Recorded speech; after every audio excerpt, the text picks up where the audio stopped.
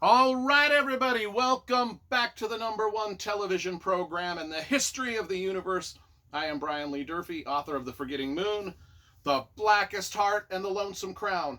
All three books published by Simon & Schuster's Saga Press. Today I will be reviewing The Tyranny of Faith. This is book number 2 in Richard Swan's magnificent new Empire of the Wolf fantasy series. Book number 2.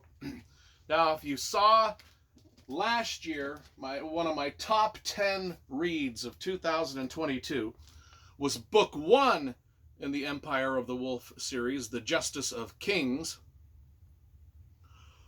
And I really loved this book. And if you want to watch my review of this book before you watch this review, just type in my last name and then The Justice of Kings into your YouTube search bar, and the video review will magically appear upon your screen. I swear it will. This book was dope. Loved it. What do I think of the sequel? Well, let's start just by analyzing the cover, because I love graphic design and cover illustration. So let's talk about the cover. I think it's sharp. It's dynamite. Super dope. It's so lit, it's on fire. The illustration was done by an illustrator named Martina Fakova, and it's just gorgeous. I love the pagan theme to it. The girl in her knightly armor and her sword. And the best thing about it is Martina Fakova also did this cover, which was dope. This cover is dope. And if you look at them together, they just look super. The books together look great on the shelf. So let's give Orbit Books a standing ovation for this, because even the backside they took care in just continuing the illustration on. So great job in creating a nice, so far, set of books. The first two anyway match. Orbit usually does a pretty good job of matching their entire series, so let's hope they continue to do that. So let's put that one there. Okay, Empire of the Wolf, Book 2. Now, it also has a cool map. And I mentioned this in my review of Book 1. The map was actually what sold me on starting to read this series, because the map itself just has... I can usually tell if I'm going to like a fantasy novel just by looking at the map and seeing how the author decides to name the cities and towns and forests and mountain ranges and rivers and seas and oceans. I can just tell by the way that author decides to name those things if I'm going to like the book or not. And this is really done well, realistic. Every name of every place and thing that's on this map seems like it's got cultural significance. Seems like the name of the castle or the town is rooted in some sort of history. And it makes sense. That's really important to me when it comes to naming characters, naming places, all of that. So it starts off with just a super dope map that I like. Now, the writing itself, strong, very good voice, very vivid. It's told through the first-person perspective of one of our characters. So it is a first-person told story, so we are getting that character's personality throughout the story. And the way this character describes things, goes about letting the reader see this landscape in front of her.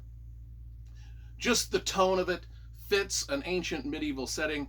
Gorgeous writing, gorgeous prose, perfect. The author knows what they're doing. Thumbs up. That goes for this book, and it certainly carries over into book 2.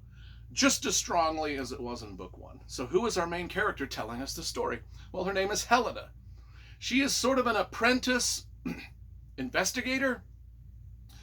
Her boss, or the guy that's sort of we find out in book 1 that this guy Conrad von Wald sort of rescued Helena out of sort of the gutters, the street gutters. She was kind of a street rat, street urchin. And he rescued her out of the gutters and sort of raised her up as this apprentice investigator. Or and von Vault is the investigative position he holds is the King's Justice, which, of course, is the title to this book. By the way, when I did my review of this book, The King's Justice, I was kind of like, I love everything about this book. I just think the title is a little bland. But Tyranny of Faith, that is a title that I can get behind. I really like that title.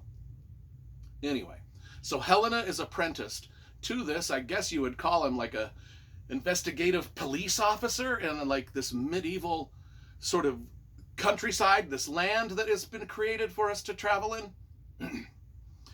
And, well, they solve a mystery in this book, and now they've got another thing to do in this book, and we'll get to that. But it starts out, they're traveling, there's 4 of them traveling, and there's an ox cart that's going with them that has all their possessions and a few things. And so they're traveling across this vast, vast landscape. And this is a big landscape. I mean, it takes them weeks and weeks to get to different places, if not months. So the 4 of them are traveling, and the other 2 people that are traveling with Helena and von Vault, the investigator, one of them's named Bressinger, and he was their companion in this book. A little bit of the comic relief, a little bit of a rake, a little bit of a mischief maker. And they've also got now with them for this book Sir Radinar, who was the former sheriff of Galen Vale. Galen Vale was a town that was very important to Book 1. Sir Radinar was the sheriff of that town, and now he's sort of joined their little group of, and they're traveling. Initially, the 4 of them are traveling to a place called, what was it called? Badenburg, which reminds me a lot of Bebbanburg from the Bernard Cornwell, The Last Kingdom series. And Bebbanburg was based off of the real castle, Bamberg. And anyway, whenever I would read Badenburg, I would always just think of that. Anyway, they get there, they meet up with some old friends, then they decide to travel to the big city of Sova, S-O-V-A. It's a huge city, and the characters, except other than von Vault, none of the other 3 characters have been to this city. They're amazed by it. It's like the biggest thing they've ever seen, and they go a little hog wild crazy in the city. They enjoy, let's just say they partake in some of the things that a huge city has to offer naive people that they hadn't done before. And they kind of get themselves in a little trouble. And not only that, but as these 4 people sort of adventure through this city, they disagree. They don't always get along. I mean, they kind of don't like each other, a lot of them. And that's a writing advice for people. Writing advice injected into this. And this is one thing that Richard Swan does well, is he always keeps drama in most every scene, because our main characters are always sort of at odds with each other.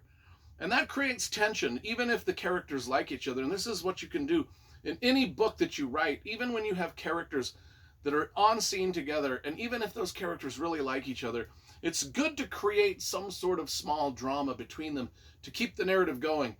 And Richard Swan really does a good job with that. There's just drama in every scene as these friends sort of explore this new city. The main plot, though, it involves Claver and then Templar Knights. They're sort of the bad guys. And a